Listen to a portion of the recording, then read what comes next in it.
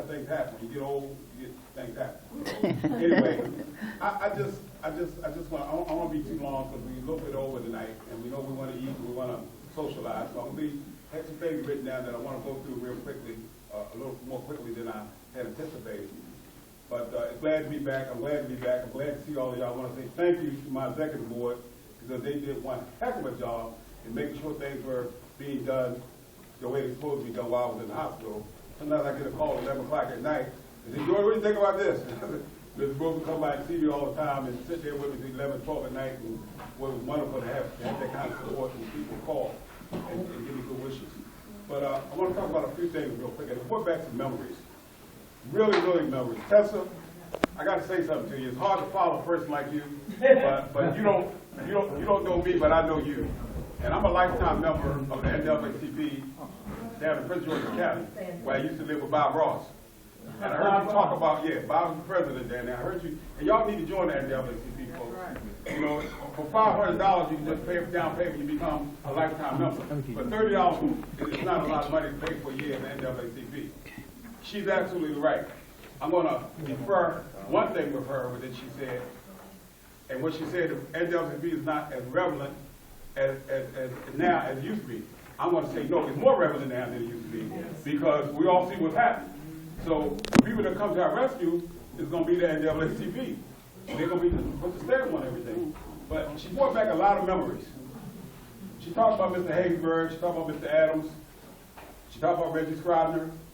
She talked about the forum, Nikita Haysbert that runs the forum now. Her and I kind of grew up together. My uncle, Mr. Ambrose, and we all know about Mr. Adams. I'm going to tell y'all, he's days gone now, but Mr. Adams was in the number business years ago. That's how he made his money. That's how he built my dome. And a lot of them, they had nightclubs around town, they had different things. And at 16 years old, they had me working the door, collecting some money from people that came into the Elgin Lounge. My mother said, no way the heck you going down there. But you will be surprised how I would sit in the side room and listen to their meetings, just like she said, of how they was going to help black people. You know, Willie Adams owned my dome, built my dome. The #1 mall in the country. And even to this day, it's the #1 cash mall in the United States. Right to this day, they get ready to build a TGIF there. And so I got a whole lot of knowledge by listening to them guys and how they operate business. That's why I went to business when I was 18 years old. They helped me. And I, you know, I was the first black owner of Golden Corral franchise. I was the first black manager of March West. And just to hear that now, and I'm 60 years old, to hear that, boy, it just brings tears to my eyes.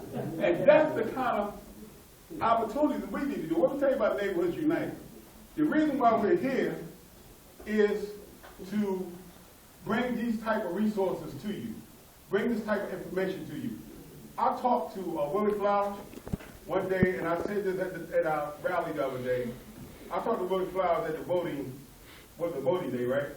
Down at Tawana Recreation Center. I immediately knew, I heard about him, didn't know his face. You heard about me, I didn't know him. I immediately knew from talking to him that this guy was one of the smartest guys I ever met. And by you listening to him today, and all the programs that he got going, you can testify to that. Now, I'm from Florence, South Carolina. I don't know anything about Brackuses. When I was growing up, Brackuses was turnip greens, collard greens, with ham hocks in them.